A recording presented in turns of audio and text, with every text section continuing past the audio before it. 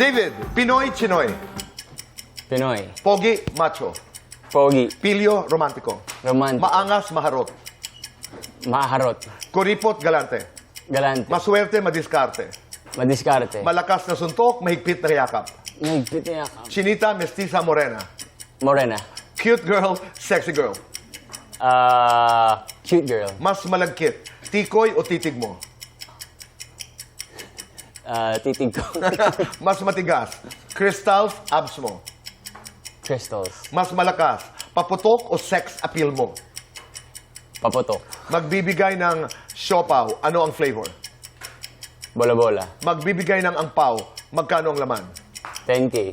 Ang gusto ko sa babae ay, Yung alagaan ako.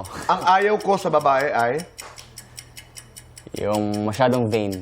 guilty or not guilty, may aktor na muntik makasuntukan. Not guilty. Guilty or not guilty, na-scam na sa pera. Guilty. Guilty or not guilty, dated someone older. Guilty. Guilty or not guilty, ng ghost ng babae. Guilty. Guilty or not guilty, na in love sa katrabaho. Sakto lang. Guilty or not guilty, may nagpapatibok ng puso ngayon.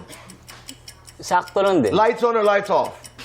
Lights on. Happiness or chocolate? Happiness. Best time for happiness. Afternoon. I am David Licauco and I never say... Die. Oh. Ang dami mong guilty, ha? Napunta tayo dun sa the followers, no? Yung Barda, and then you have a new working partnership. Itong action tandem na tinatawag ni Chillian. What do you have to say? Thankful ako dun sa partnership with Barbie. And kung tatanungin mo kung gusto ko ba, syempre gusto ko pa rin siya makatrabaho, di ba? With Jillian naman, I'm also thankful dahil syempre nabigyan ka ng opportunity to work with her. Syempre, alam naman natin, ano siya, star of the new gen. Generation. Yeah. Di ba? So, yeah, I'm really happy. At saka, I think you built a barkada, no? Yeah. Napunta dito si Jisoo and Rahil. Yes, oo. Parang ganda nung samahan. Yeah, I love them, sa totoo lang. Si Jisoo, cool guy. As in, hindi mo akalain, Tito Boy, kasi syempre, sikat siya sa Korea.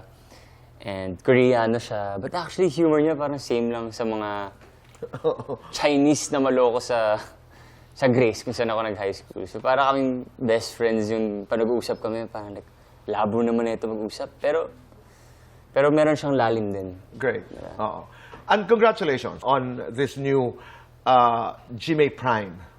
Itong seryeng ito. At sana'y marami pa ang maganap sa iyong karera. Salamat. Totoo yun. Ito na lamang ang huling bagay na gusto kong pag-usapan natin. Ang yaman. Yeah, man. Oh, I mean, how rich are you now? Enough. Comfortable. But syempre, I have my goals. Diba? So, You have your goals. I have my And some goals. of them are? Sure, like, earn this X amount of money in the next 3 years. Ano yung pamantayan mo ng yaman, David? Kailangan, yung personal na pamantayan mo. Yung tipong sigurado ako na yung future family ko magiging komportable. Tama. Diba? Siyempre, nandun na tayo sa stage na yun eh. So, kasi dati, siyempre, sarili mo lang isipin mo eh. Pero ngayon, kailangan mo lang isipin yung future mo.